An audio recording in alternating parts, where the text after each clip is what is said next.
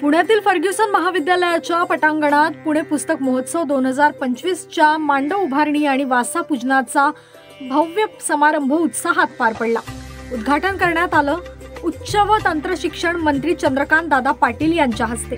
कार्यक्रमाला राष्ट्रीय स्वयंसेवक संघाचे प्रांत कार्यवाह प्रवीण दबडगाव, राष्ट्रीय पुस्तक न्यासचे अध्यक्ष मिलिंद मराठे आणि महोत्सवाचे मुख्य संयोजक राजेश पांडे उपस्थित होते।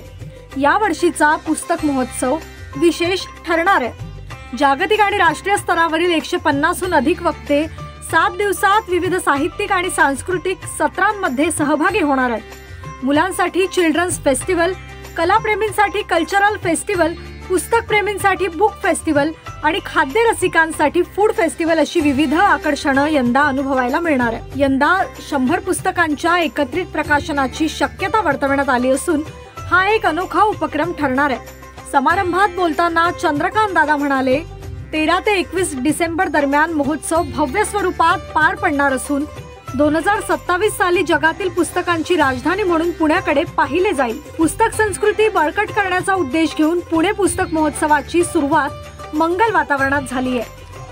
उपस्थित आपले सगळ्यांचे नेते मार्गदर्शक आदरणीय चंद्रकांत दादा पाटील, पुणे जिल्ह्याचे जिल्हाधिकारी आदरणीय डुडीजी, राष्ट्रीय स्वयंसेवक संघाचे पश्चिम महाराष्ट्र प्रांताचे कार्यवाह आदरणीय प्रवीण दबडगावजी, सावित्रीबाई फुले पुणे विद्यापीठाचे कुलगुरू